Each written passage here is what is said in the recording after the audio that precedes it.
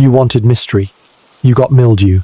You imagined shadows, daggers, and cloaks fluttering in the moonlight. What you got instead was damp boots, trench foot, and a reputation that made even pickpockets cross the street. Welcome to the profession of medieval assassination, a career path no one chose voluntarily, and no one retired from either, not because it was exclusive or noble, or guarded by sacred vows, but because it was short, lonely, and profoundly stupid. Being a medieval assassin was not about glory, it was about surviving long enough to regret your decisions. Let's be clear, no child in 12th century Europe ever looked up from a bowl of barley mush and said, "Someday, I want to stab a bishop in the dark and hide in a pigsty for 3 days." Assassins weren't trained. They weren't born. They were created by failure, famine, betrayal, or the kind of bad luck that makes even rats shake their heads. If you were poor, invisible, desperate, and expendable, congratulations. You are now qualified to be a professional ghost with blood-stained sleeves. The job did not come with a handbook. There was no oath, no academy, and certainly no benefits. The only lesson anyone ever learned was this: don't miss. Because if you did, you were either dead, dismembered, or loudly blamed by someone much richer than you. You also weren't cool. You didn't wear sleek black leather with silver trim. You wore the same lice-infested cloak for 6 months straight and hoped it didn't smell like the last guy you killed. You didn't have a code name.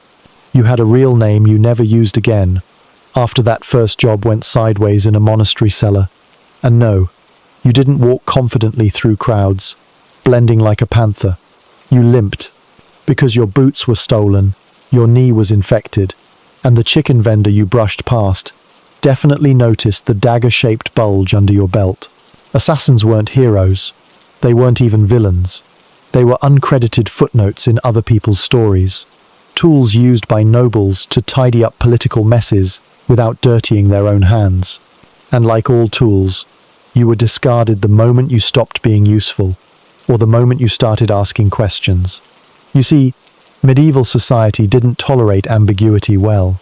You were either loyal or dead, and being an assassin meant you were always just one confession away from a very theatrical execution involving wheels, hooks, and possibly a festive crowd. And yet, the myths persist. The legends of silent killers in the night who change history with a whisper and a flick of steel. It's flattering and wrong. The reality was much uglier. You were more likely to die from stepping on a rake in the dark than from an armed guard. You weren't trained to kill elegantly. You figured it out after your first botched attempt, left you vomiting in a well and praying to 3 different saints. You didn't meditate. You had worms. There was no guidance counselor who nudged you toward this line of work. There was just survival, the slow, clawing kind that erodes your soul and your sense of hygiene at roughly the same pace. And when the job came, it didn't arrive with candles and ritual. It arrived with a whisper in a tavern corner, a pouch of silver under the table, and a name that sounded like a death sentence because it was. Your target was never easy, never simple. It was always a high-ranking official with 24 guards, reinforced locks, and a pet hawk trained to attack the sound of breathing. And even if you got past the hawk, and the moat, and the steward who smelled like onions and suspicion, you still had to leave. Fast. Because successful assassins didn't linger. They fled, usually bleeding, usually alone. You didn't celebrate.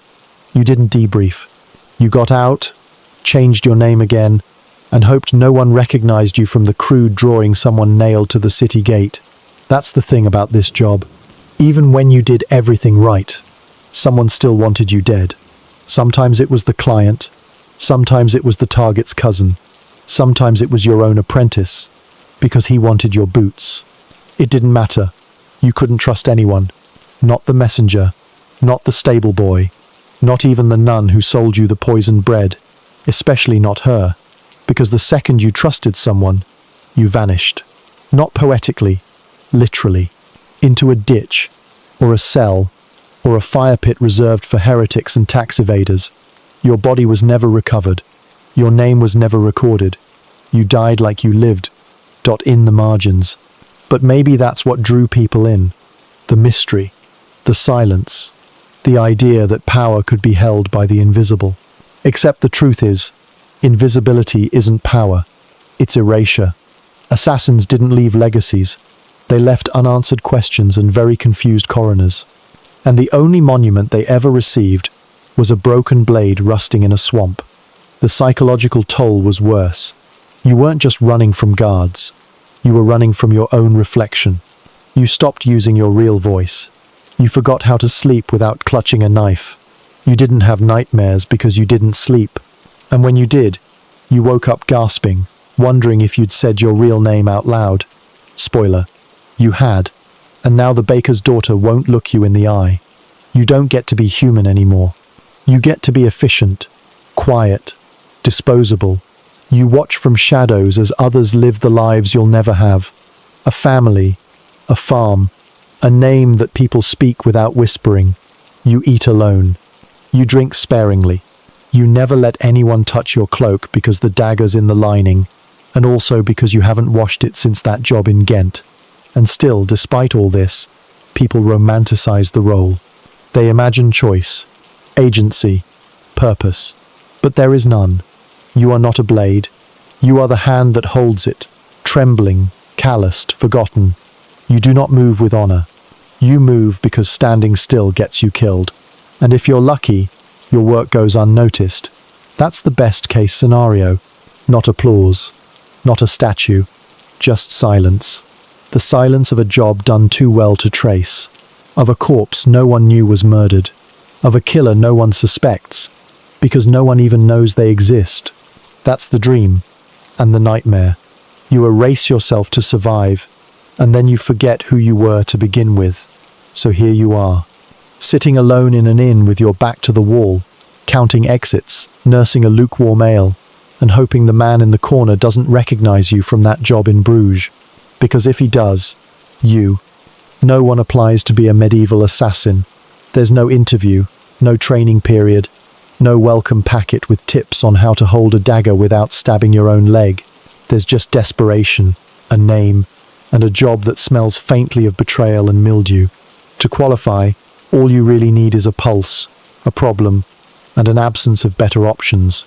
The rest, including the ability to climb a stone wall at night while trying not to sneeze, is considered on the job learning. The medieval job market was limited. If you weren't born noble or lucky, you had 3 career tracks: toil, starve, or commit crimes, and hope nobody important noticed. Sometimes, you got noticed. And sometimes, when the stars aligned and a baron needed a rival permanently silenced, someone noticed you in particular. Congratulations. You now have a job offer. The application process is simple. You sit in a corner of a tavern that smells like wet dogs and regret. A hooded figure slides a coin pouch across the table. They whisper a name. You nod. That's it. You're hired. The name is never cheerful. It's never old Thomas the shepherd or Agnes who sells pickled eggs. It's always someone with titles, power, a personal guard, and enough enemies to make your death look like an accident, a blessing, or a diplomatic inconvenience. There's no health screening, no background check, just one unspoken requirement. You have nothing left to lose, because this job won't give you anything back. Not status, not safety, not even consistent payment. And if you want to complain, you can try writing to the medieval HR department, which is usually a noose and a crowd, cheering while someone reads your crimes aloud like bedtime stories for angry villagers. Most assassins didn't start out as killers. They started out as farmers, soldiers, thieves, or beggars who knew how to keep a secret, or at least knew when to shut up. Many were veterans, men who'd seen too much war, lost too many comrades, and kept just enough muscle to climb walls and snap necks. Others were criminals, already marked by law and hunted by constables too lazy to climb stairs. Some were orphans, raised in alleyways, fluent in silence, fluent in watching. All were replaceable. None were missed. And once you took the job, you became something worse than expendable. You became dangerous. The client needed you until they didn't. And the moment the job was done, your usefulness expired. Think of it like a loaf of bread with a very specific expiration date and a high likelihood of being stabbed before it molds. There were no guilds, no brotherhoods, no mysterious orders that trained in the mountains and wore matching robes. That's fiction. What existed were favors, threats, and desperation. You got your first job because someone needed you to be invisible. You got your second job, if you lived that long, because someone else heard you were good at being invisible. And so the pattern continued. You moved from town to town, name to name, betrayal to betrayal. Each job was supposed to be the last. Each job was supposed to buy your freedom, or at least a week without bleeding. It never did. Freedom wasn't for people like you. It was for the ones who paid you. The ones who sat in towers and wrote letters in invisible ink and referred to people like you as expendable assets or messy problems with legs. They didn't care if you survived. In fact, they preferred you didn't. A dead assassin can't talk. And if you lived long enough to develop an opinion, that made you dangerous. So you kept your opinions quiet. You didn't believe in causes. You didn't fight for justice. You fought for coin, bread, a place to sleep that didn't smell like rotting straw and other people's fear. Every job began the same. A whisper, a coin purse, a name, sometimes a crude sketch that made everyone look like the same bearded mug with angry eyebrows. Sometimes a rumor. He sleeps in the East Wing. He keeps a dagger under the pillow. He trusts no one except the cook and the dog. You memorized it all. Not because it helped, because it was the only thing between you and death by well-fed guards with sharp spears and personal grudges. You studied patrol patterns. You watched shadows move across walls. You timed when the watchman yawned. Not because it was tactical, because it was survival. Assassins weren't artists. They were accountants of risk. Every step calculated in bruises and regret. There were no rehearsals, no do-overs. If you failed, you didn't explain. You just died. Or worse. You were caught, dragged into a square, and introduced to the general public as today's moral lesson in sharp detail. It wasn't all knives and sneaking. Sometimes the job was slow. You had to wait. Pretend. Disguise yourself as a servant, a monk, a tradesman with no trade. You had to eat gruel with people you didn't care about, and listen to them complain about the weather while your brain counted steps and memorized exits. You learned how to make small talk while watching for bodyguards and timing your escape. You didn't sleep well. You didn't laugh. You flinched when people touched your shoulder, and the closer you got to the kill, the less human you became. Not because you were evil, because feelings got people killed. Regret was a liability. Conscience was suicide. The only moral code that mattered was this: leave no trail, leave no witness, leave no debts, especially not the kind that could follow you into the next city. There was no applause at the end. No one clapped when the target stopped breathing. You didn't linger to admire your work. You didn't scribble a cool symbol on the wall and vanish in a puff of medieval smoke. You left blood on the floor and ran like hell.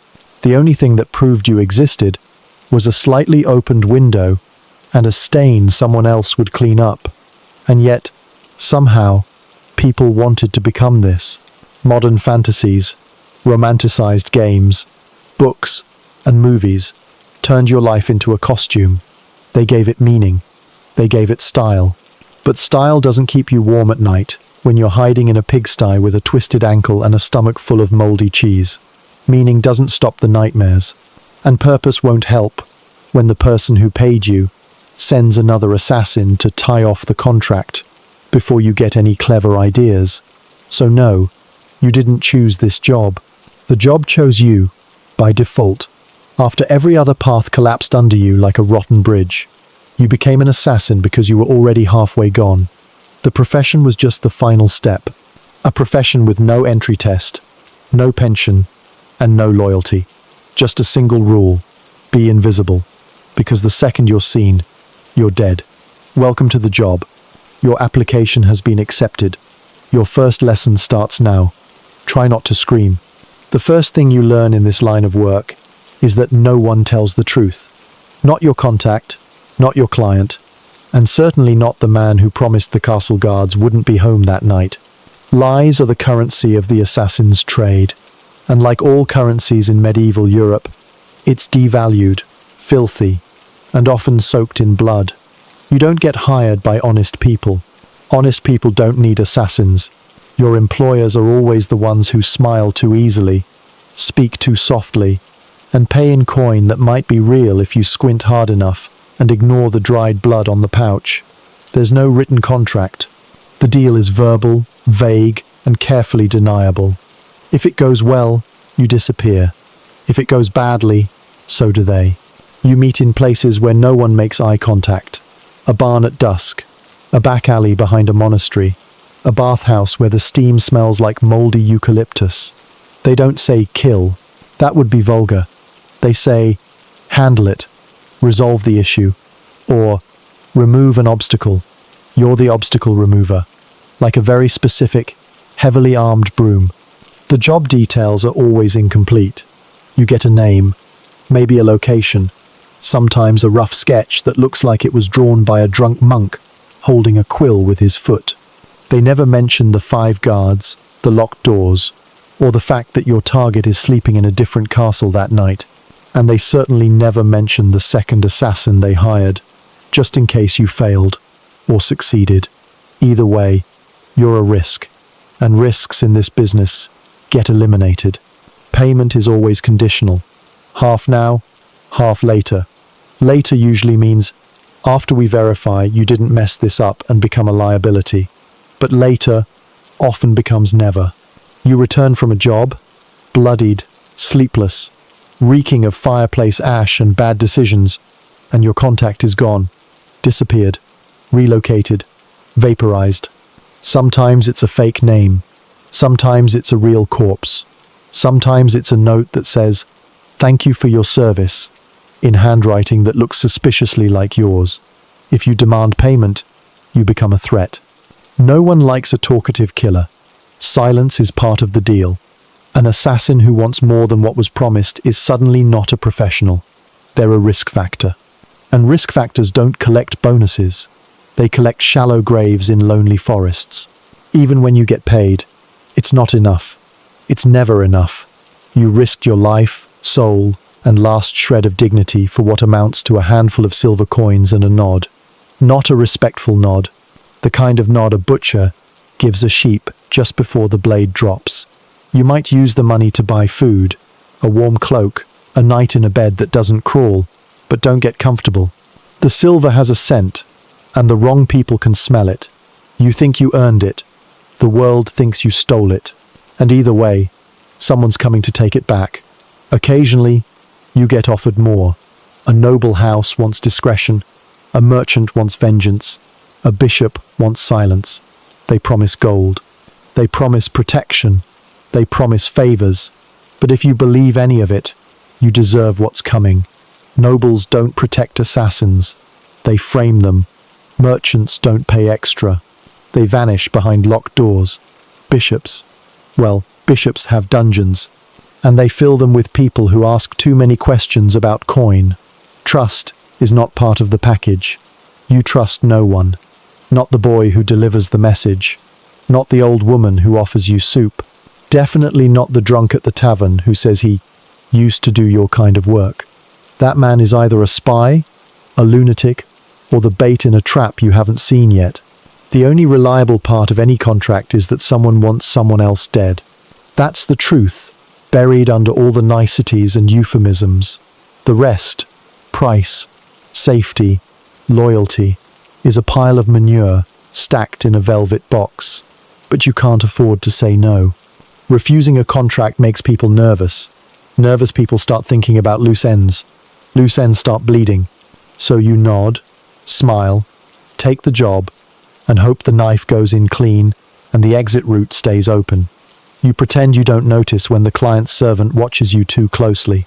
You pretend the note you received wasn't folded wrong, like it had been read by someone else first. You pretend the job is simple. A man, a room, a blade, in and out, just like last time.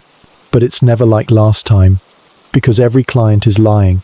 Some lie by omission, some lie by design, and some lie so beautifully that you almost believe them, right up until you find yourself locked in a pantry with 2 guards outside and a poisoned dagger in your boot. There are special lies too, the patriotic ones. Do it for the good of the kingdom. He's a traitor. You'll be remembered. These are the worst lies, because they don't even offer money. They offer meaning, purpose, glory, things you can't eat, things that don't stop you from getting stabbed by a guard named Walter, who just wanted to get promoted to window duty. You can't afford ideology, not in this line of work. You're not a crusader. You're a contractor. You don't fight for justice. You kill quietly for coin. And if anyone says otherwise, they're either recruiting you into a cult or trying to get you killed on credit. Still, the jobs keep coming. People keep whispering. Names keep appearing on scraps of parchment left under your door. And even when you swear it's your last job, even when your hands shake and your nightmares spill into daylight, you take it. Because the truth is, you don't have a choice. Not anymore. You're already marked. You already know too much. You've already killed the wrong man and buried the evidence with your conscience. There's no going back. The only way out is through. And the path through is paved with broken promises and unpaid debts. So you keep walking, one job at a time, one lie at a time. You become fluent in silence, in denial, in making yourself small and forgettable. You become the kind of person no one remembers, but everyone fears. Because everyone has secrets, and everyone needs someone to clean them up. But no one wants to owe the cleaner. So they lie, again and again, and you pretend to believe them, because that's the job, that's the contract. And when the coin finally hits your hand, assuming it's real, assuming it's yours, assuming it's not laced with powdered belladonna, you count it, you say nothing, and you vanish. Because being a medieval assassin isn't about skill. It's about swallowing every lie they throw at you and surviving long enough to spend what little truth you manage to steal. There is no assassin's armory. There is no velvet-lined chest of pristine daggers blessed by forgotten gods. No midnight shipment of handcrafted steel inscribed with poetic warnings. If you were lucky, your tools were sharp. If you weren't, they were heavy. Either way, they were mostly stolen, bent, rusted, or improvised out of objects no self-respecting warrior would touch. The medieval assassin's toolkit wasn't elegant. It was a random assortment of regret, luck, and whatever the last guy dropped before he died. Let's start with the most iconic item, the dagger. Hollywood loves a sleek little blade, polished to a mirror finish, designed for elegance and dramatic blood splatter. Real life was less cinematic. Your average dagger was a lump of iron that may have once resembled a weapon, now dulled by age, misuse, and your habit of hiding it in questionable places. It bent when you stabbed too hard. It snapped if you got fancy. Sometimes it wasn't even a dagger, just a kitchen knife that didn't belong to you. Daggers were hard to come by, good ones anyway. And if you had one, you didn't show it off. You hid it like a family shame. You didn't polish it. You wrapped it in rags and prayed it wouldn't fall out of your cloak while you were pretending to be a priest. Then there was rope. Rope was versatile. Rope was your friend. Rope could strangle, tie, climb, trip, and hang. It was also frayed, damp, and smelled like the last corpse it touched. You carried it because it was useful, but you never trusted it. It snapped at the worst moment. It tangled when speed mattered. It burned your hands and left your fingerprints on people who were definitely supposed to stay anonymous. But still, you packed it. Along with your second best regret, and a small bone needle you pretended was for sewing. It wasn't. Then there was poison. Everyone loves the idea of poison. It sounds smart, subtle, sophisticated. Except it wasn't. Medieval poisons were trial and error. Mostly error. You crushed roots. You brewed leaves. You stirred together things that smelled like rot and hoped someone died before you did. Dosing was a nightmare. Too little, and the target just vomited and went to confession. Too much, and the whole household died, and people started asking inconvenient questions about the stable boy with the shaking hands. Even worse, most poisons didn't work instantly. You still had to be there, watching, waiting, hoping the victim didn't grab their stomach and start screaming your name because you forgot to change your shoes. Poison wasn't a silent kill. It was a gamble, one that ended with either success or public disembowelment. No in between. Then you had distractions. Fire was popular, loud, messy, and guaranteed to attract attention away from wherever you were actually killing someone. You learned to make a spark with wet flint, damp straw, and a lot of cursing. You learned to time the burn. You learned that wind hates you. And you learned that when something catches fire in a medieval village, it rarely stops at just the kitchen. You also had noise. Throw a rock, break a bottle, scream in Latin, pretend to be possessed. The goal wasn't subtlety.it, was confusion. The more eyes turned in the wrong direction, the more time you had to run away, climb a wall, or dive into a cesspit. Yes, you used cesspits. Often. More than you'd like to admit. They were warm, hidden, and smelled worse than your conscience. But they worked. Your toolkit expanded as needed. Lockpicks made from bones. Hooks made from bent forks. Fake credentials you forged while drunk, with ink that smeared every time someone breathed on it. You used what you had. And what you had was whatever wasn't nailed down. You weren't above stealing a shovel to use as a weapon, or sharpening a spoon, or hiding a rock in your boot, just in case. Improvisation wasn't a luxury. It was survival. You didn't plan to kill with a butter knife. But you did, and you never looked at butter the same way again. Clothing was part of your gear too. Not fashion, function. Your cloak was your shield, your blanket, your tent, and sometimes your disguise. It hid weapons, bruises, scars, and occasionally the thing you needed to throw at someone before running. It was never clean. It was rarely dry, but it was necessary. Shoes were optional, mostly because they fell apart so often you learned to live without them.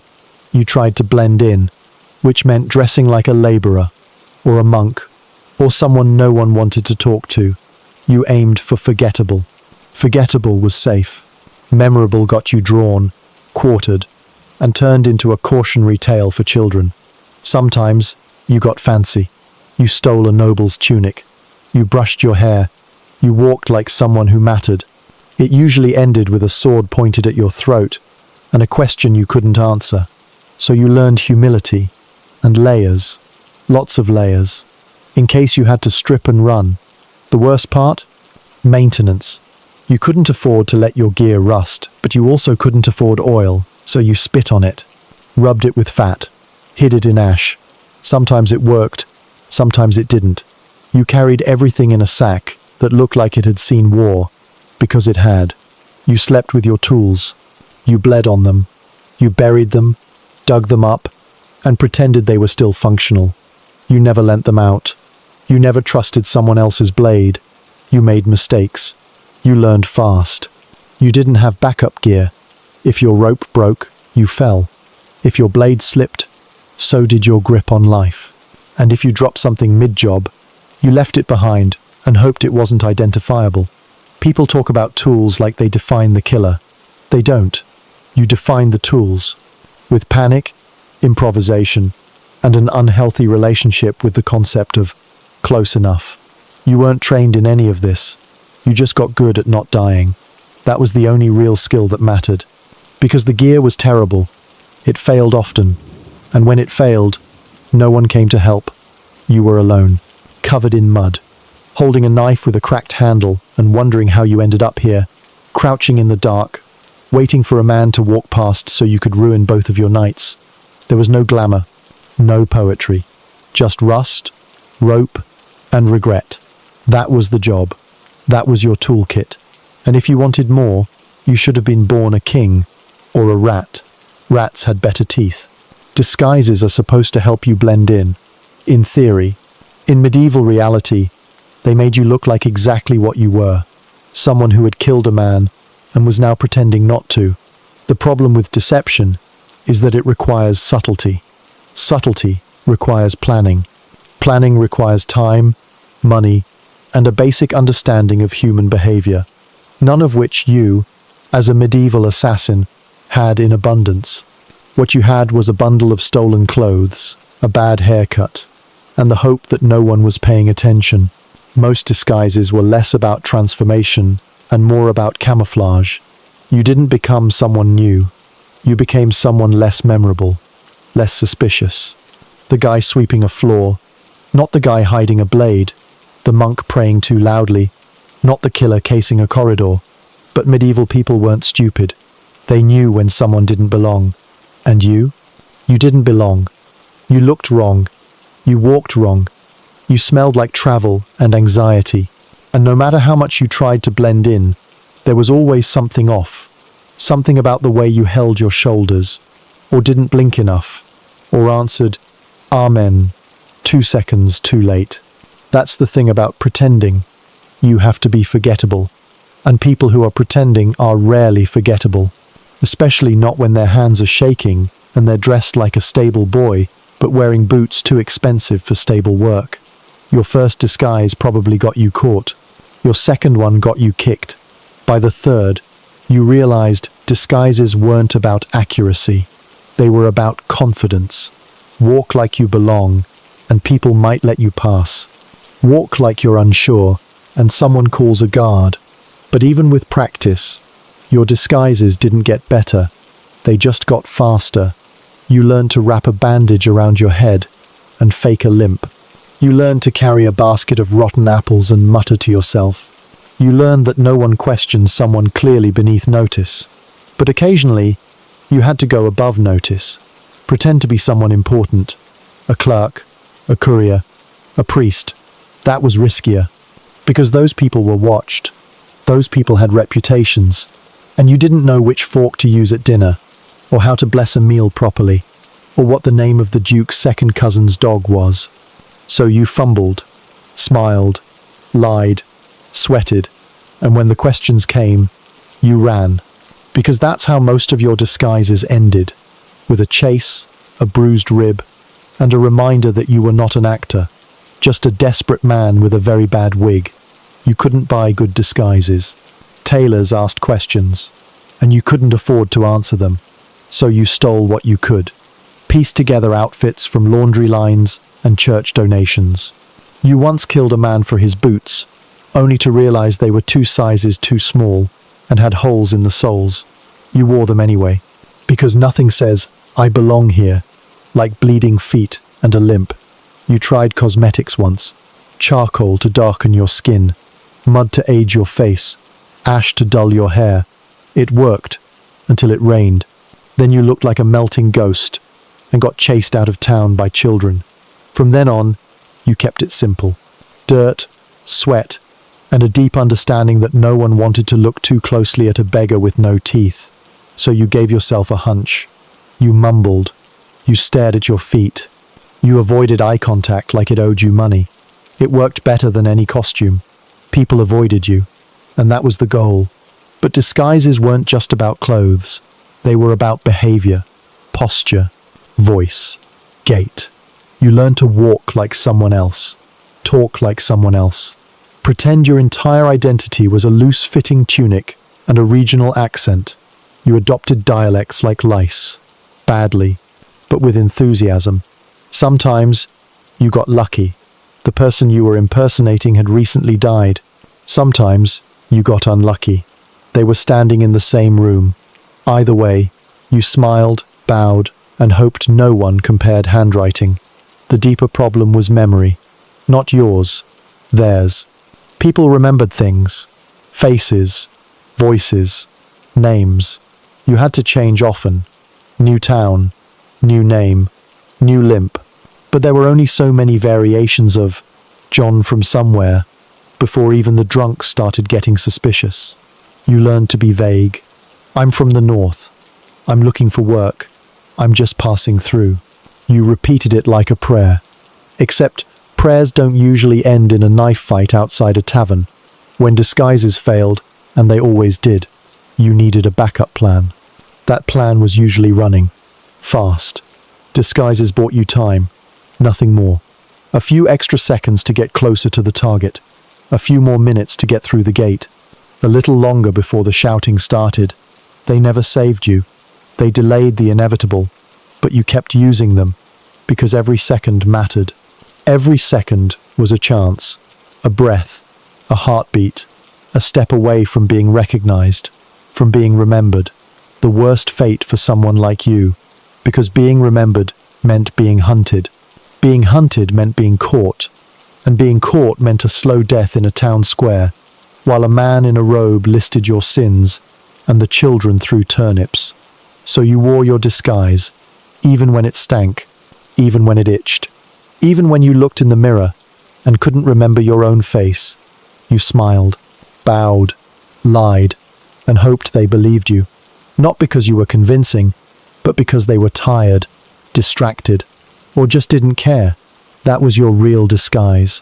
The apathy of strangers, the blindness of routine, the exhaustion of a world that didn't look too closely at the man sweeping the floor with murder in his eyes.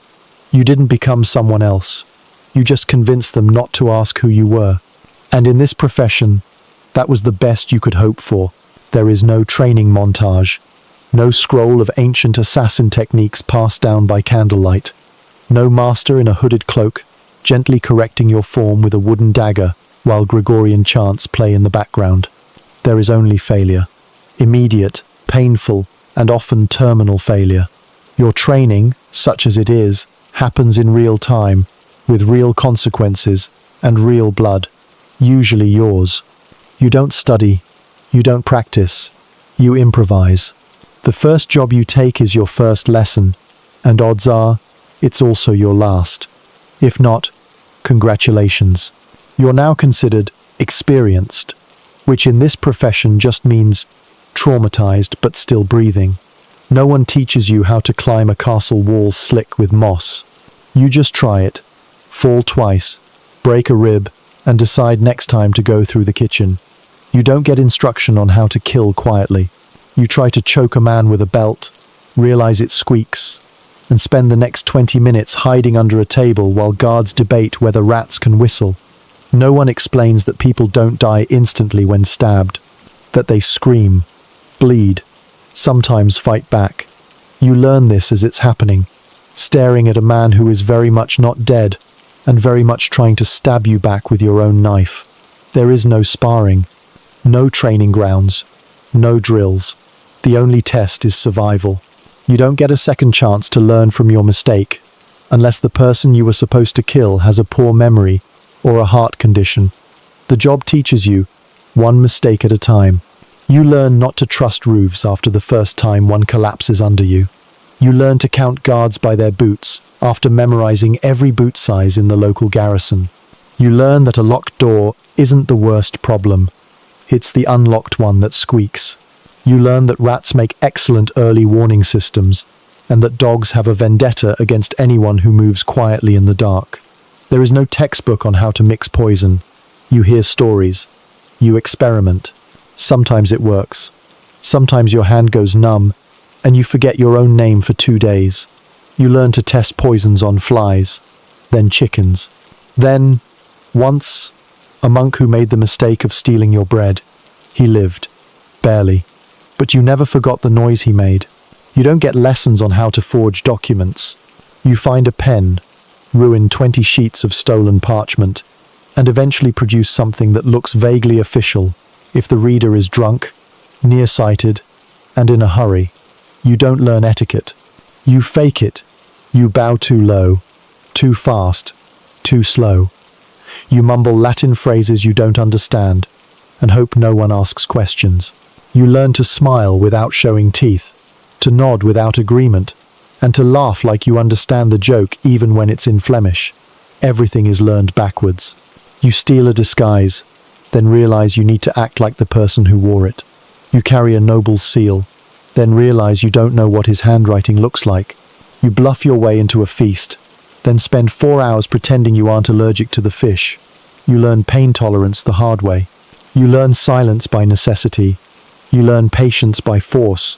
And you learn to run fast, because there's no class on how to talk your way out of a mob with pitchforks. Experience isn't glamorous. It's scar tissue. It's limping. It's flinching when someone says your name because it hasn't been your real name for years. You learn how long a man takes to bleed out by waiting. You learn how long you can hide in a sack of flour before passing out. You learn the exact sound of a guard's snore and the exact weight of a coin pouch filled with sand. You learn to trust no one, not because someone told you, because the first person you trusted turned you in for half your fee and a free ale. You don't graduate. You survive. You survive long enough to make fewer mistakes, or at least new ones. You get better. Not good. Better. You stop hesitating. You stop asking questions. You stop believing in clean kills and clean escapes. You become efficient. And then, eventually, you become numb. The line between who you were and what you are fades. You stop remembering your first kill. You stop remembering your last real conversation. You stop remembering why you took this job in the first place. All that remains is instinct, muscle memory, routine. You eat, you sleep, you kill, you flee. Repeat. The job doesn't care if you're ready. It doesn't wait for you to feel confident. It expects you to act like you know what you're doing, even as your hands shake and your stomach turns and your mind replays every wrong move you've ever made. You don't earn respect. You earn suspicion, fear, paranoia. The only compliment you ever receive is a lack of witnesses. If no one's looking for you, you did something right, or you died well. Either way, the result is silence. And silence is the only validation this profession offers. There is no graduation day, no certificate. Just a night where you realize it's been a month since your last failure, and you're still alive. You nod to yourself. You sharpen your knife. You move on. Because training doesn't exist. And if it did, you wouldn't trust it. Not anymore. You trust only your mistakes. They've taught you everything you know. Poison sounds refined, doesn't it? Subtle. Intelligent. The weapon of choice for those who kill with precision and class. At least, that's the fantasy. The truth is that poison in the Middle Ages was never elegant. It was a barely understood horror show of accidental ingredients, unpredictable outcomes, and a side order of vomiting that could derail even the most meticulously planned hit. If you imagined slipping a tasteless drop into a goblet and watching your enemy clutch their chest and expire with a polite wheeze, you've been reading poetry. Real poison didn't care about your schedule or your need for discretion. It cared about whether the belladonna you foraged was actually belladonna, and not just a leaf that made people fart aggressively for 6 hours. You weren't trained in poison. You heard rumors, old recipes, passed down by word of mouth, etched in bad Latin, or whispered by herbalists who didn't want their names attached to the results. You heard mandrake could stop a heart. You heard hemlock was silent. You heard nightshade worked quickly. What you didn't hear was that the dosage varied wildly depending on the season, the soil, the age of the victim, and the general mood of the universe that day. You mixed what you could find: crushed seeds, boiled roots, scraped mold off bread, and hoped it was the deadly kind. You stirred it into wine, soup, or a crusty meat pie and prayed, not for success, for silence. Because poison didn't kill quietly. It killed messily. It killed with convulsions, with gasping, with retching that echoed through stone halls and made every dog in the manor bark. Victims didn't die discreetly. They died loudly, embarrassingly, sometimes on someone else's lap. And if that someone else happened to be a duke, a priest, or a paranoid baron, you were already dead. The worst part? You often had to stick around, watch it unfold, confirm the results. That meant being in the room when the coughing started, when the color drained, when the vomit hit the floor, and the nobles screamed, and you tried to look concerned while quietly inching toward the door. Sometimes, the poison didn't work. It made the target sick, but not dead. That was worse, because now you had a suspicious noble, with a stomachache, and a growing list of people who brought him food. You weren't always on that list, but someone knew your face. Someone remembered you carrying the tray. Someone remembered you asking where the kitchen was.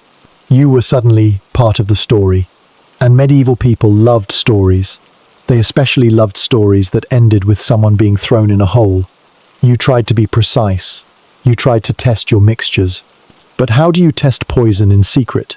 You slip it to rats, then chickens, then, in one memorable disaster, to a monk who asked too many questions. He survived, and never stopped twitching. You didn't have a lab. You had a wooden bowl and a spoon you found in a ditch. You measured in pinches, drops, and hope. The poison either worked or it didn't, and when it did, you ran. Because even if you weren't seen, someone always needed a scapegoat. Poison brought fear. Fear brought accusations, and accusations brought fire. Your hands always smelled faintly wrong, bitter, earthy, like you'd been gardening with bad intentions. Your nails were stained. Your satchel had a pocket full of unlabeled powders that you definitely should not confuse. You weren't a healer. You were a gambler, a silent gambler who played with death and didn't always win. The irony. Sometimes you poisoned the wrong person. Wrong cup, wrong bowl, wrong monk. Sometimes your poison made the food taste strange, and your target refused to eat it.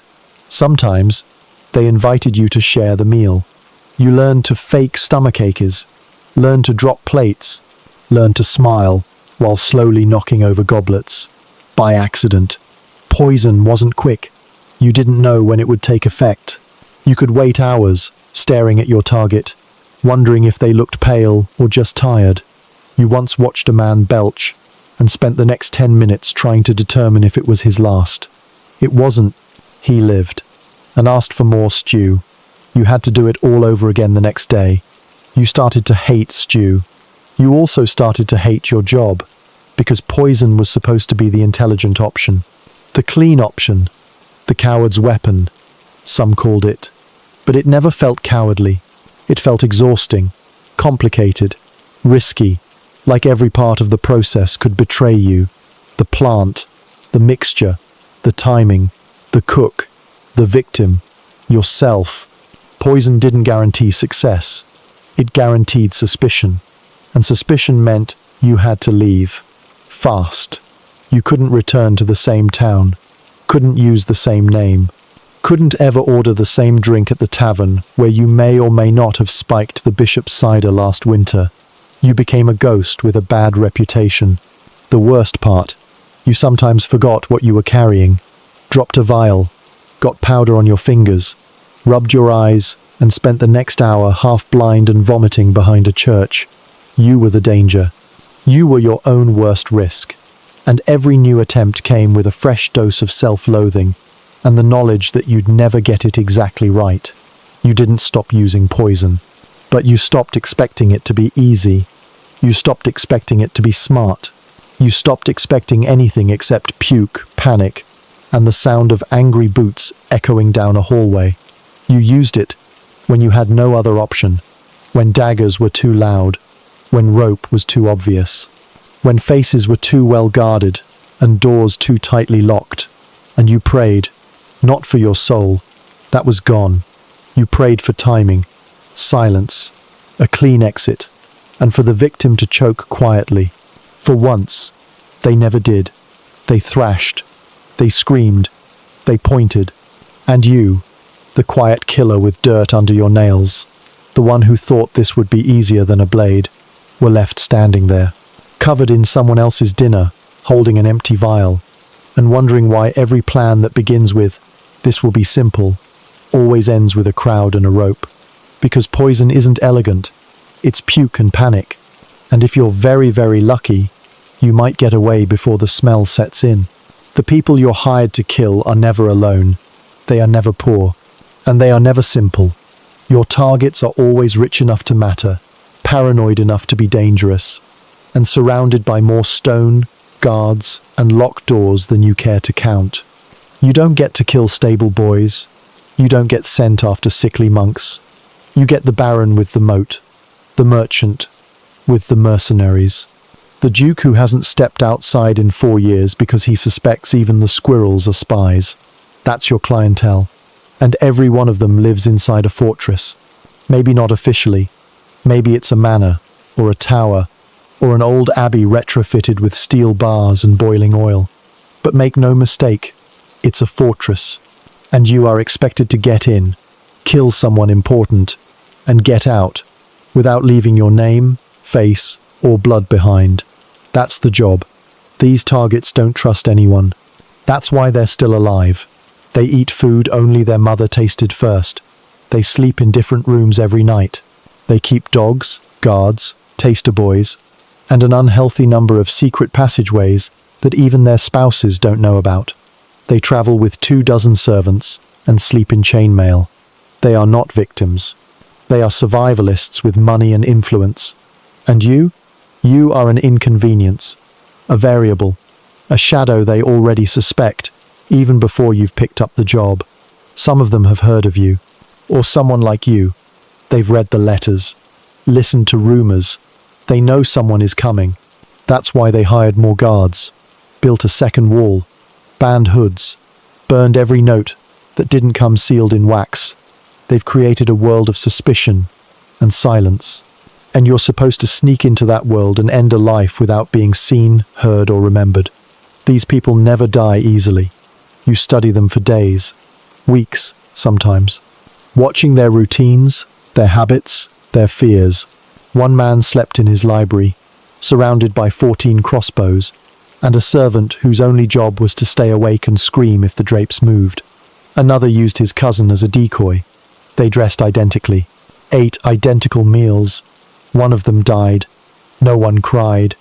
Another refused to eat meat unless it was cut directly from a live animal in front of him. You had to stab him while he was watching a goose get butchered. He died believing it was the goose's fault. These are not normal people. They do not live normal lives. They live inside loops of paranoia, guarded by servants who would rather die than let you in. Some of them are cruel. Some of them are clever. Most of them are both. And the clever ones are the worst. They leave false trails. They set traps. They keep records of visitors, and suddenly remember a man with your hairline who asked too many questions about which hallway leads to the eastern stairs. The cruel ones are easier. They believe no one can touch them. They sneer at their enemies and drink wine from goblets shaped like skulls. You can spot them by the size of their portraits. The larger the painting, the easier the kill. But even then, you're not safe. Because killing a paranoid man isn't just about the knife. It's about timing, location, context. You can't just burst in and do the job. You have to wait, lurk, make sure the guards are drunk, the dogs are gone, the moonlight hits the angle just right so the shadow you leave behind looks like furniture. You've sat in cold basements for days, waiting for a duke to cough himself to sleep. You've hidden in closets, barrels, chimneys. Once, in a coffin, you learn to be still, to breathe, like someone who doesn't exist, because these people are constantly surrounded, not just by guards, but by noise, motion, servants, advisors, sycophants. You have to find the crack in the routine, the moment when they're alone, or close enough. You killed one man while he was praying, another while he was relieving himself in a privy that hadn't been cleaned in a month. That was the job. Not dramatic, not heroic, just opportunity, because they were always watching the doors. You came through the floor, or the ceiling, or the food. You became the blind spot, the thing no one expected, not because you were brilliant, but because they were too tired, too arrogant, or too human to see you coming. And when it was done, you left no message, no warning, just silence, because these weren't political statements. These were jobs, and jobs didn't need style, just results. But even if you got out, you weren't done. These people had families, allies, people who would notice they were dead and want someone to blame, usually someone poor, sometimes you.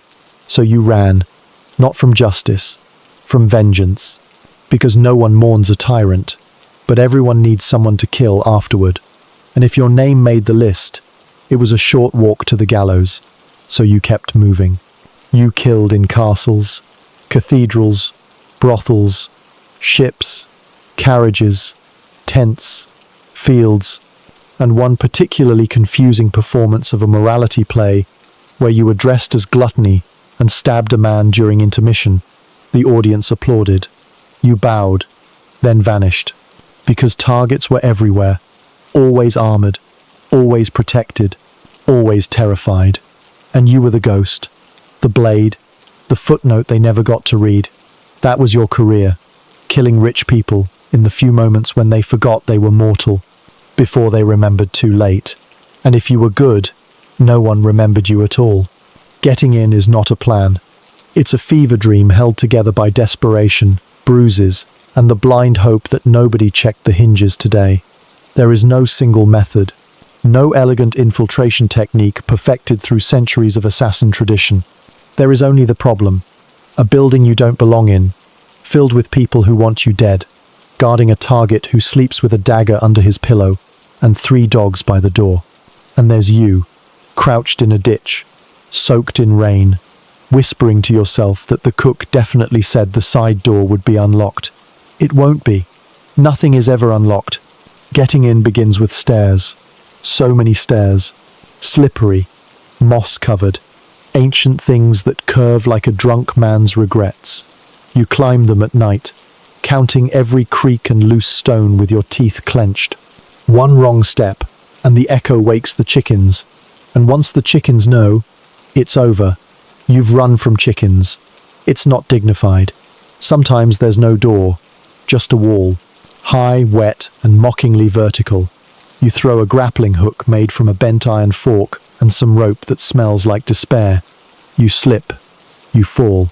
You try again. You make it halfway and realize there are guards on top. You pretend to be a bat. You get hit with a rock. You fall again. Eventually, you find a servant's entrance.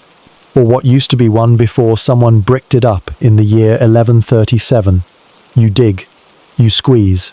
You get stuck. You promise to quit this job if you get through. You lie. If you're lucky, there's a barrel, a classic, big enough to fit inside, filled with fish, or wine, or spoiled turnips. You hold your breath. You wait. You pray the barrel isn't headed for the kitchen fire. You've hidden in worse. You once spent 4 hours inside a wardrobe full of damp furs, while the noble's mistress cried on the bed about a dream involving goats. You've hidden in laundry carts, pig pens, coffins, once inside a fake wall that turned out to be full of rats. The rats won. You adapt. Because getting in isn't about skill. It's about commitment to bad decisions. You walk through the front gate wearing a disguise made from panic and a borrowed tunic. You pretend to be a messenger, a cousin, a juggler with a head cold. You bow a lot. You speak badly accented Latin. You avoid eye contact with anyone holding a weapon. And when they ask questions, you answer with vague enthusiasm and hope they're too tired to care. If you're caught, you run. You always have a route in mind. Over the fence, under the table, through the stable, past the man who's too drunk to remember your face. You run like the building's on fire. Sometimes it is. You lit it. Distractions work. Fire, noise, a goat in the wrong hallway. Anything to make the guards look the wrong way. You've shouted plague just to clear a room. You've released pigs into a ballroom. You've screamed, "He's got the bishop's pants," and caused a riot. You do what you have to. Getting in requires maps. Not real ones, mental ones. You memorize corridors, doors, guard rotations. You count steps in the dark. You remember the way light hits certain stones. You know which stairs creak and which ones scream. You know that the third door on the left always sticks and the window in the pantry never closes all the way. These are your weapons, not daggers, not poison, but small, stupid facts that no one else remembers. You remember, because forgetting gets you killed. You sweat, constantly, not just because you're nervous, though you are, but because sneaking into a noble's residence while wearing a wool cloak and carrying 6 pounds of regret makes you smell like a dying mule. And you can't wash. You can't cough. You can barely breathe. You move slow. Every step is a prayer. Every corner could be death. You hear things. Voices. Footsteps. Bells. Rats. You flinch. You freeze. You lie to yourself that it's nothing. It's never nothing. Sometimes the guards don't move. They sleep. You tiptoe past, holding your breath like it's a coin you can't spend. Sometimes the guards are gone. That's worse. That means they're waiting. You get inside. You're not safe. You're deeper in the trap. Every door could be locked. Every window could be barred. You walk like you belong.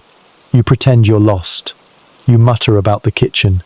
You carry a tray you stole from an actual servant who is currently tied up in the woods, and very confused. You count doors. You mark turns. You drop crumbs. Literal crumbs.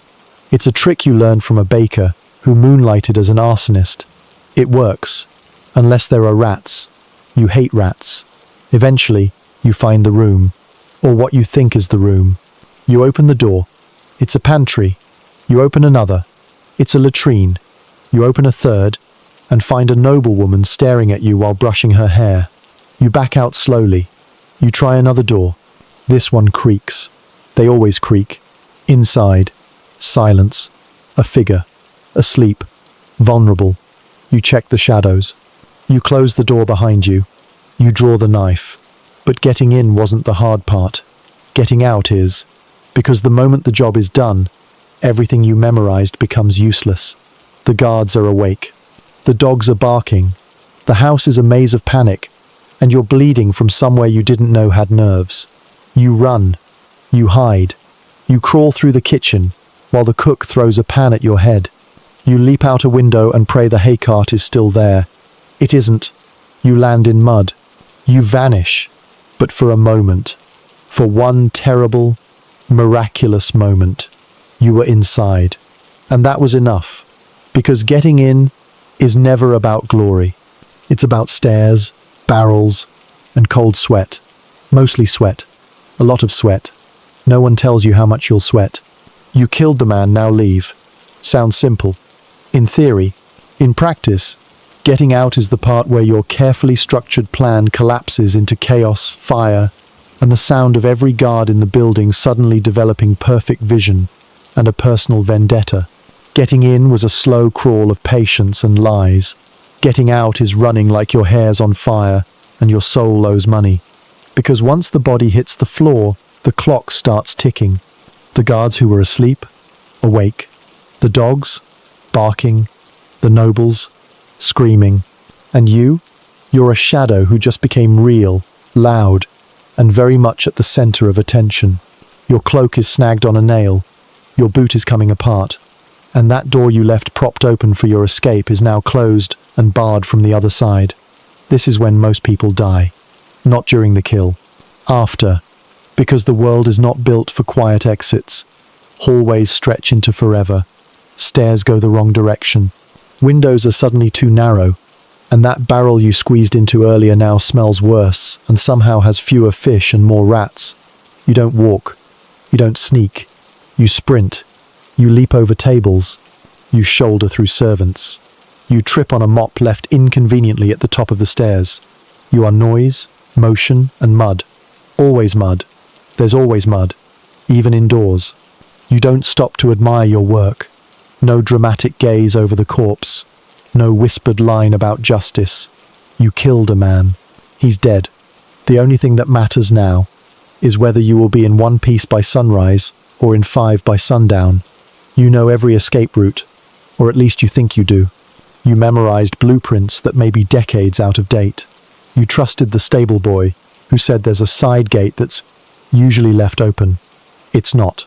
You throw yourself against it anyway. Nothing. It's been locked since last winter's goat incident. You pivot. Left. Then right. Then down a corridor you don't remember. You're in the larder. Again. You hide. You don't breathe. You hear boots. Voices. Questions. Someone says your name. Or something that sounds like it. You flinch. You consider jumping into the soup pot. You run again. You find a servant's stare. You take it. You fall down 3 steps, twist your ankle, and keep going. Pain is optional now. You barrel through a pantry, crash through the scullery, grab a loaf of bread you don't need, and burst out the kitchen door like a demon being evicted from a monastery. You don't look back. Looking back is for regrets and ghosts. You're not a ghost yet. You're bleeding, breathing, moving, but just barely. The town outside is not your friend. There are guards here too, and witnesses, and people who really liked that noble you just assassinated. You pull up your hood. You limp. You try to blend in. You fail. Someone yells. You run again. Through a market. Past a cart of geese that explodes into a flurry of wings and honking judgment. Over a low wall that catches your knee and almost breaks your ribs. Into a shed that smells like cabbage and fear. You wait. Count to 10. Count to 50. Realize you're still holding the bloody dagger and throw it into the hay where it will never be seen again, unless a goat finds it and becomes a legend. You change your clothes. Badly. You swap your cloak with a dead man's. You pretend to be drunk, or mad, or deaf. You avoid eye contact with anyone wearing metal. You walk like someone who knows where they're going and hopes no one asks. You pray, not for forgiveness, for fog, for rain, for anything that makes it harder to be seen. You buy passage on a cart going anywhere. You ride in the back, under a tarp, between a sack of turnips and a nun who snores like she's hiding a secret. You get out of the city. You breathe. You don't feel relief. You feel paranoia. You know it's not over. News travels. Faces get remembered. Someone always talks. A guard. A cook. A child who saw you jump the fence and thought it was funny. Bounties get posted. Descriptions get exaggerated. You were 7 feet tall. You had red eyes. You used magic. You rode a bear. You become a myth. Myths are hunted. You change your name. Again, you shave, or grow a beard, or both. You find a new town. You lay low.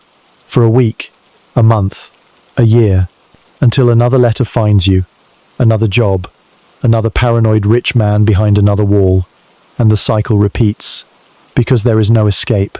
Not really. You can leave the building, the town, the name. But you can't leave the profession. Once you've killed for coin, the silence follows you. So does the smell. Blood, sweat, old fear baked into your skin. You learn to run without thinking, to disappear without mourning, to move like your life is a joke with a bad punchline. And it is. Because you're not a hero. You're not even a villain. You're a problem someone else paid to remove another problem. And when that job's done, you become the next one. So you run. Always.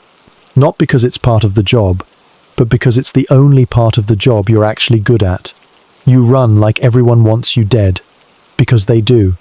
And one day, one of them will be faster. Until then, you move. You hide. You forget. You sharpen your knife and lie to yourself that next time will be easier. It won't be, but you'll run anyway. Because you always do. You don't have a reputation. You have a myth. And like most medieval myths, it's inaccurate, terrifying, and somehow includes fire where there was none. The people you pass on the road whisper about you and call you things like the shadow, the ghost with teeth, or simply that man. No one wants to be that man. It's not flattering. It's not poetic. It's a placeholder for fear. Because when people don't know who you are, they invent something worse. And the stories they invent aren't kind. You're not human in them.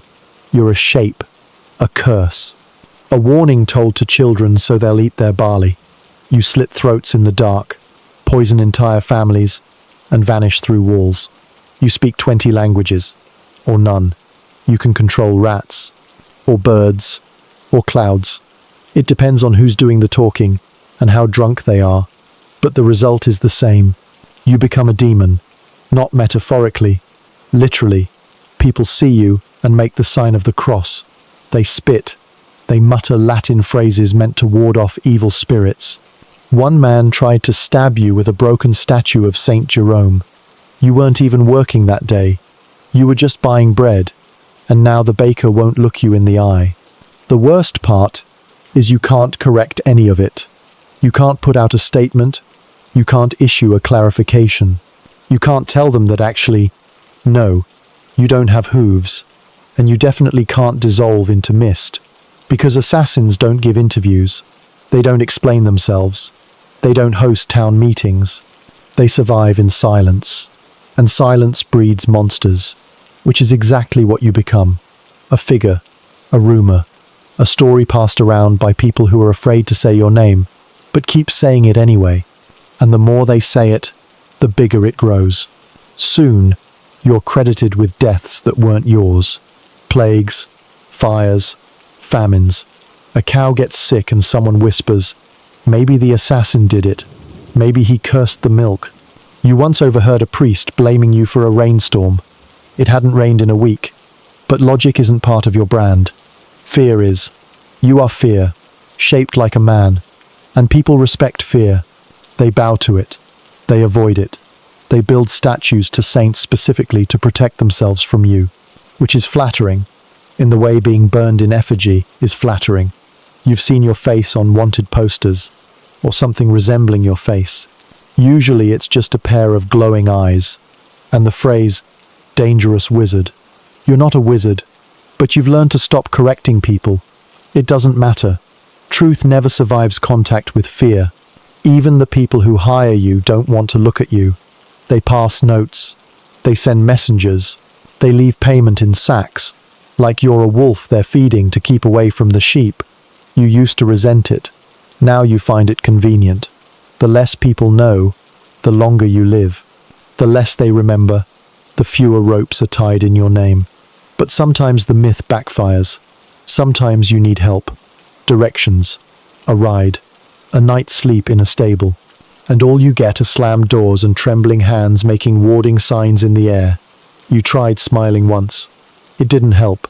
People assumed it was some kind of death grin. You offered to pay double. They set a dog on you. You slept in a ditch that night and the dog followed you for miles, barking at your soul. You've been accused of murder in towns you've never visited. You've been blamed for thefts, disappearances, and one unfortunate windmill collapse that was absolutely the fault of poor carpentry, and not your fault at all. But truth loses every time to spectacle. And you, unfortunately, are a spectacular, in all the wrong ways. You don't age like other people, not because you're immortal, because no one remembers when you were born. You're outside the record, a shadow in every ledger, a name that doesn't match a face, that doesn't match a place. You could walk into a tavern and hear a story about yourself told by someone who claims to have seen you slit a bishop's throat while riding a flaming ox. You nod, you buy them a drink, you leave, because what are you supposed to say? Actually, it was a friar, and the ox was only mildly on fire. It doesn't matter. The myth is stronger than you, and it follows you everywhere. Children throw rocks at you. Adults stare. Dogs bark. You stop using your real name. Not that anyone ever knew it. You start answering to anything. Stranger, sir, monster. You become your job. You stop being a man. You start being a story. And once you're a story, people stop treating you like you bleed, or sleep, or get cold, which you do, often, especially while hiding in a barrel full of pickled turnips, listening to villagers debate whether you're the one who made all the cows infertile. You aren't. But again, no one cares. You try to live quietly.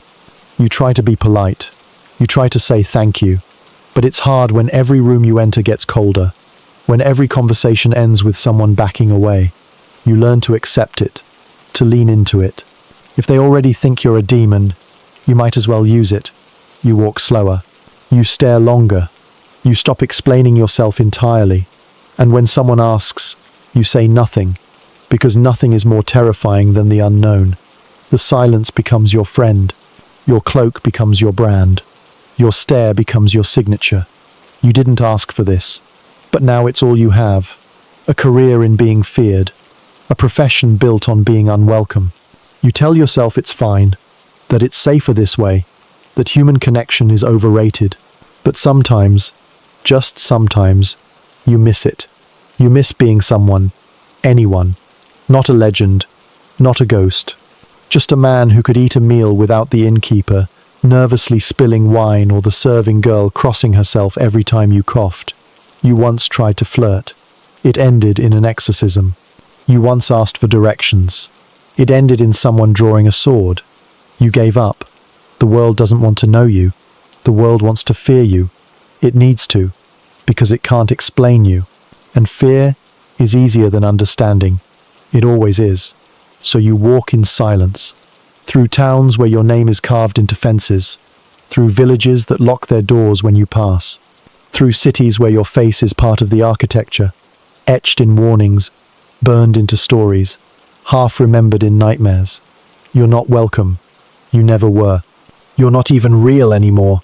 You're a symbol, a threat, a bedtime story, and symbols don't get happy endings. They get remembered, badly, incorrectly, but remembered. You don't want fame. Fame is loud. You want to vanish, but you can't. Not anymore. Not when everyone thinks you're a demon. And if enough people believe it, maybe it becomes true.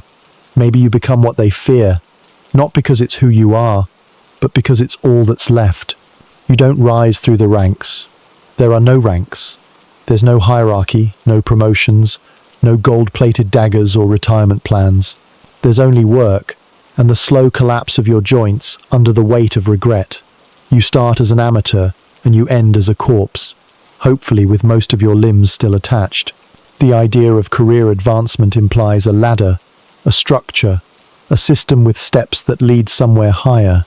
Assassins don't climb ladders. They fall off rooftops. You don't get medals. You get scars. You don't get titles. You get aliases that sound more like plumbing issues than professional accolades. Advancement, for most people, means recognition, responsibility, more influence, maybe even a window in your office. Your office is a barn, or a ditch, or a rented room in a brothel where the walls are made of damp hay and disappointment. You don't get responsibility because no one trusts you with anything beyond murder, and you don't want influence because the only thing it brings is attention, and attention gets you killed. There's no master assassin handing out promotions. No guild meeting where someone says, "Congratulations, you've been upgraded to Elite Blade Tier 2. There's just you, your work, and the creeping realization that you're going to be doing this until your body gives out or your luck runs out, whichever comes first. Which means most assassins don't plan for the future, because there isn't one. You don't build a career. You survive in installments. You don't network. You hide from people. You don't get letters of recommendation, unless you count the kind written in blood on the walls of your last job. You don't train apprentices, because the only lesson worth learning is, don't do this. And the only people who want to learn from you are either trying to rob you or kill you. Mentorship is not a concept. If you meet another assassin, you nod once, share a drink, and then both of you quietly plan how to exit the room without turning your back. Advancement implies something forward-moving, a trajectory, maybe even legacy. Assassins have none of that. Your name doesn't appear in books unless it's as a footnote in a list of crimes committed during a particularly chaotic winter. You're not remembered. You're whispered about, if at all, and only in places where people still use chamber pots and think the moon controls hair growth. There's no retirement party. There's no pension. If you live long enough to be old, you disappear. Into a forest. Into a hole. Into whatever shack will still have you. You don't write memoirs. You don't pass on lessons. Because the only lesson is this. Don't trust anyone. Don't stay anywhere too long. And don't believe the myth that you're building something. You're not. You're breaking things. Lives, mostly. And eventually, your own. Even if you're good. Especially if you're good. The best case scenario is obscurity. You vanish into the background. Your name becomes a rumor. Your deeds become stories that no one can verify. You become fiction. That's the prize. You live long enough to be forgotten. And that's if you're lucky. If you're unlucky, you get famous. And fame in your profession is a coffin someone else builds for you. The more people know you, the more they want you gone. Clients stop calling. Bounties go up. You become a challenge. A trophy. Young idiots with knives in their sleeves and nothing to lose start tracking you, hoping to be the one who kills the killer. They usually die, but not before they make your life harder. There's no throne at the end of your journey, just a quieter room, a smaller knife, and the distant sound of someone telling a story about you that isn't true, but is close enough. The world doesn't reward what you do. It fears it. It needs it, sometimes, but it never honors it. Because killing is useful, but it's never noble, not even when they say it is. So you don't build a legacy. You don't write your name in stone. You write it in chalk, under a bridge, and hope the rain comes soon. Career advancement isn't a path. It's a myth told to convince you to keep going, that there's a reward waiting, a goal. There isn't. There's just more work, more lies, more people who think you're a shadow that can be bargained with, more jobs that pay in coin, blood, and silence. And you keep going, not because there's something ahead of you, but because there's nothing behind you. You burned every bridge. You forgot your real name. You stopped dreaming about anything that doesn't involve a locked door and a quiet exit. Some people think you must be rich. You're not. You're always moving. You can't own property. You can't keep a bank account. You bury coins in the woods and forget where. You lose more than you earn. And even when you earn, you spend it on fake names, bad food, and boots that don't leak until they do. You can't enjoy the money. You can't enjoy anything, because every quiet moment feels like bait. Every smile feels like a mistake. Every kind gesture feels like a setup. You don't celebrate milestones. You don't mark anniversaries. You just survive one more job, one more night, one more sprint through a courtyard with guards yelling behind you and the taste of adrenaline and old bread in your mouth. That's it. That's the ladder.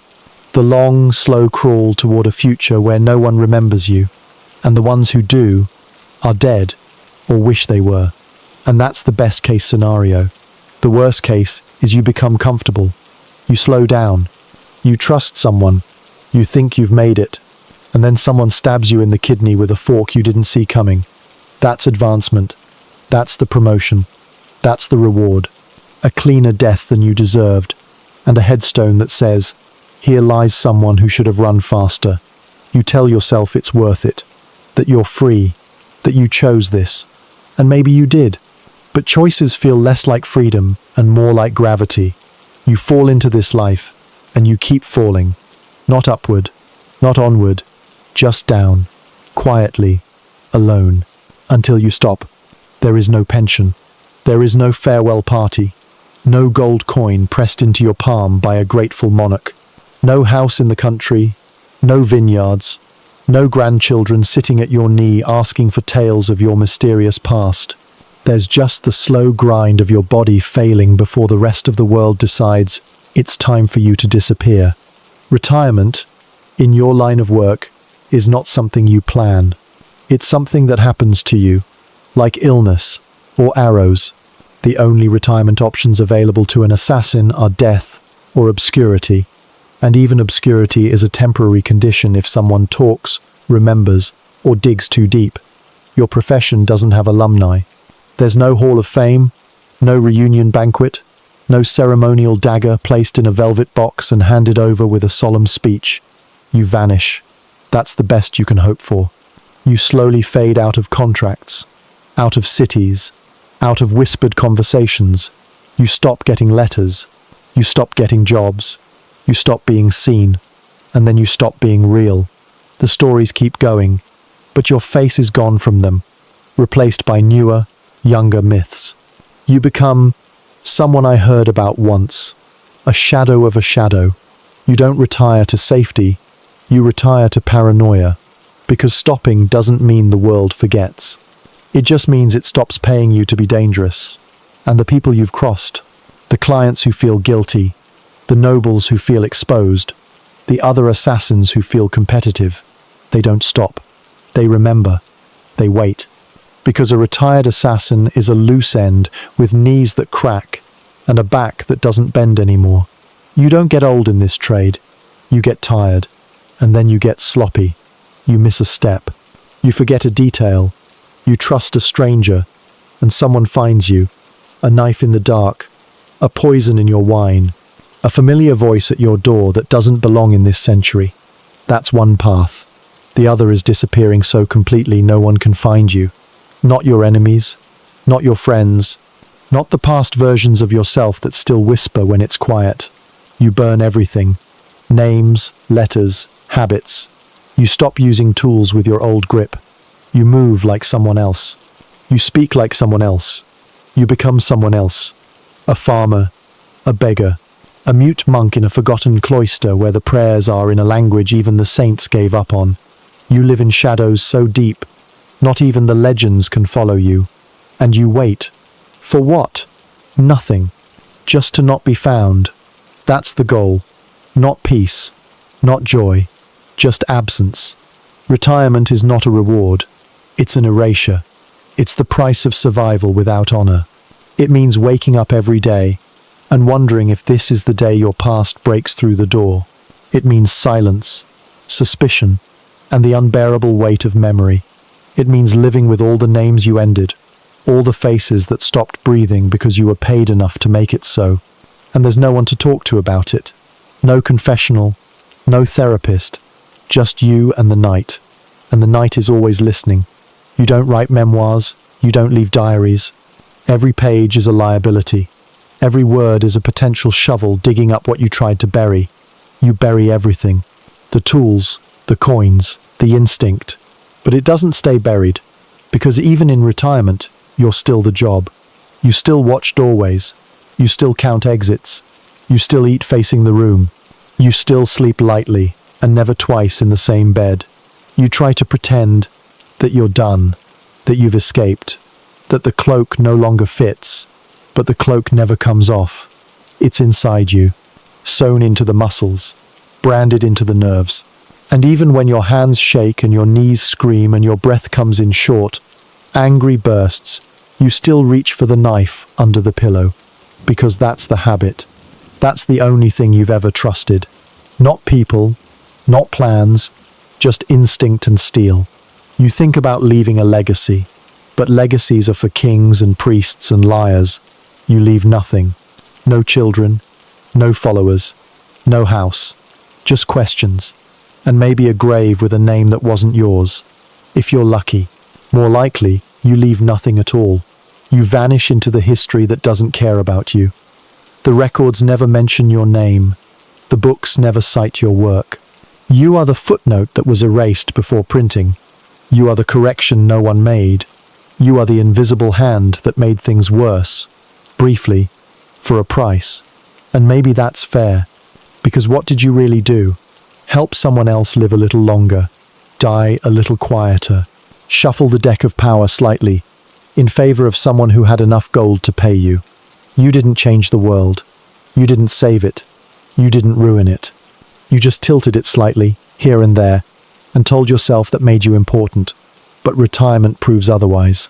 Retirement reveals the truth, that you were temporary, a service, a function, a whisper with a blade. And once the whisper fades, no one remembers the voice. That's the final insult. You sacrificed everything. Health, peace, morality, for a job that doesn't even leave your name on the wall. You become folklore, and even that fades. A few generations, and you're not even a rumor. You're a misremembered superstition, a half-formed story about a killer who may have never existed. You didn't retire, you dissolved, and that's the best possible ending, because the alternative is being hunted to death by someone younger, faster, and hungrier. Someone like you used to be. And when that day comes, when you hear the sound outside your window and the hair on your neck rises the way it hasn't in years, you won't be afraid. You'll be relieved. Because maybe now, finally, you'll stop running. Maybe now you'll sleep without dreams. And maybe the person who ends you will be smart enough to disappear before it's their turn. Because the only retirement plan is vanishing or dying, and both feel the same in the end. Our legacy is not carved in stone. It's scratched into wood that's already rotting, whispered by mouths that forget the shape of your name before the sentence ends, buried under so many layers of politics, lies, and rewriting that by the time anyone digs close to the truth, they've already convinced themselves it's fiction. The assassin leaves no statue, no painting, no commemorative plaque. At best, you're a ghost story told by bored guards trying to stay awake during the night shift. At worst, you're a page that was torn out of a chronicle by a monk who decided the story was too inconvenient to copy. History doesn't like assassins, not because they're immoral, but because they're messy. They don't fit into the neat narratives written by winners about themselves. They ruin coronations. They interfere with bloodlines. They make martyrs out of tyrants and tyrants out of martyrs, depending on who wrote the eulogy. Kings are remembered. So are saints, generals, inventors, and lunatics with loud voices. But assassins, the ones who broke the chain of events with a single knife between the ribs, they get erased. It's cleaner that way. Simpler. If an emperor dies of a mysterious illness, you can blame God, or fate, or his wife's cousin's bad soup. But if he was killed by a man who climbed through a window and waited in silence for 7 hours before doing a single job perfectly and vanishing into a snowstorm, then suddenly history has to admit it was vulnerable. And history hates being vulnerable, so you're edited out. Or worse, you're mythologized, turned into a faceless agent of darkness, a metaphor for chaos, a punishment sent by heaven or hell, depending on how the storyteller felt about taxes. And when you are remembered, it's never for who you were. It's for the echo you left behind. People remember that someone died, not who made it happen. Your hands are scrubbed from the scene, your breath wiped from the air, your name boiled down to a single word like blade or whisper or some other nonsense that sounds poetic but means nothing. And that, ironically, is the only immortality you'll ever get. Not the truth, just the noise left in its place. You can't pass on your skills.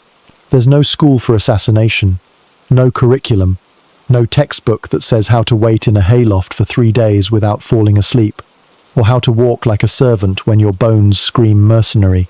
Your knowledge dies with you, which is good, because if it didn't, the world would be worse than it already is. Assassins don't build legacies. They cut them short. They interrupt other people's legacies before they can congeal into power. And because of that, you don't get gratitude. You get erasure. 100 lives you altered. 12 wars you delayed or started. 1,000 moments where you pulled the thread that unraveled someone else's empire, and none of it has your name on it. Because the names go to the people who made speeches, not the ones who silenced them. There are no descendants gathering to honor your memory. You didn't build a house. You didn't plant a tree. You didn't write a book. You left nothing. And nothing is exactly what people say about you. They say it to feel safe, to convince themselves that history makes sense, that every change had a face and a motive and a nice, moral conclusion. But you know better. You were the change. And the only reason it happened was because someone paid enough and you got there first. That's the legacy. Not justice, not revolution, just interruption. You were a finger on the scale, a shadow at the edge of the torchlight, a question no one wanted answered. The closest you get to a monument is a rumor carved into a prison wall, or a name whispered by an old woman who once saw you and never forgot your eyes. But even that fades. The wall crumbles, the woman dies, and the story changes. Over time, you become something else. A symbol, a warning, a punchline. Some say you were a demon, others say you never existed. One drunken bard insists you were 3 different people pretending to be one myth. And the truth is, none of them are wrong, because identity is the first thing you lose in this job. What matters is the effect, the death, the silence. That moment when the crowd gasps, and no one knows what to do because the king is slumped over, and the future just fell off a cliff. That's your legacy, a disruption, and once it's done, you're already gone. There's no footnote saying thank you, no page saying well done. There's just the next line in the chronicle, written by someone who didn't know you and didn't want to. So no, you don't get remembered.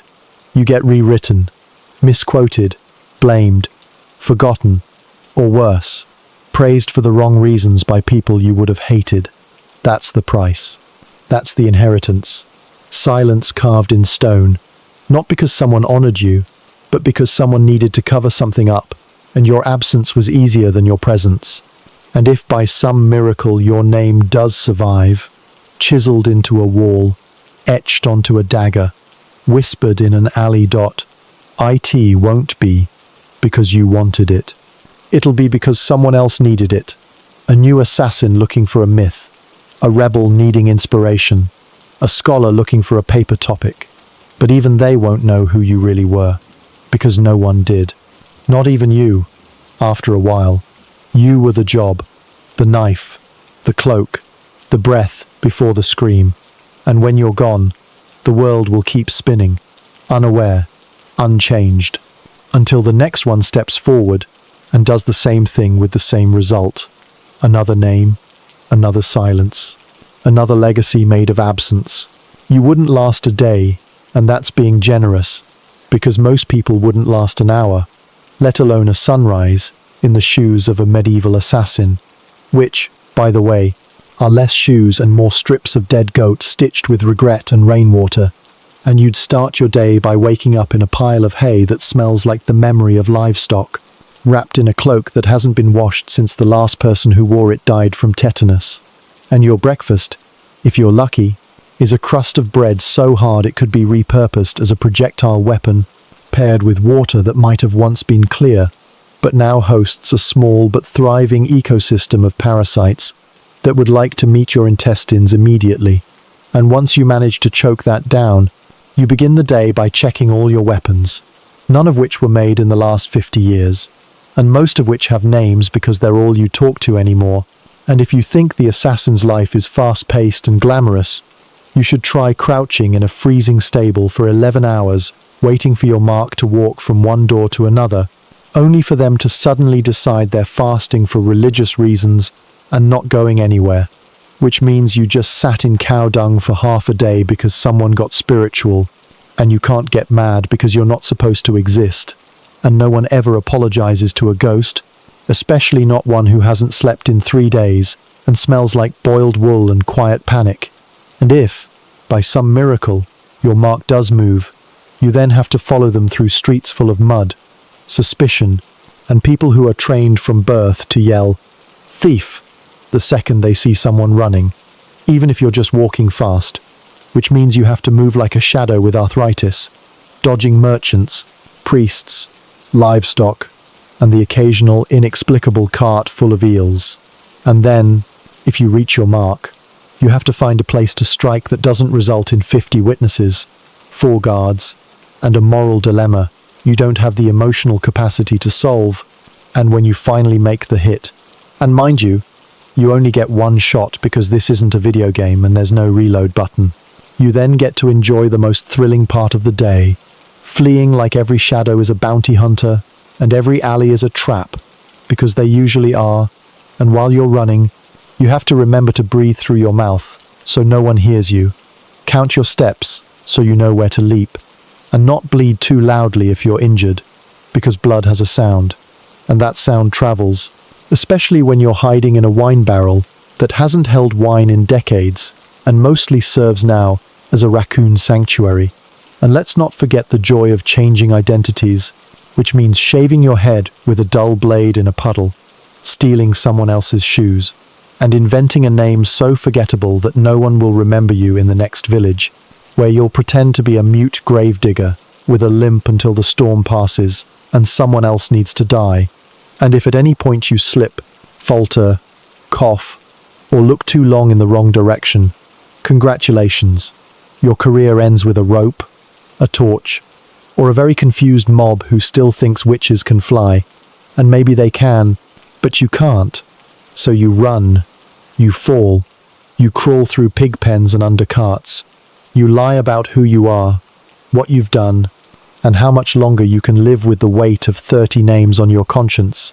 And even if you survive the day, which you won't, you don't get to sleep soundly, because sound sleep is for people who don't dream about the faces of men.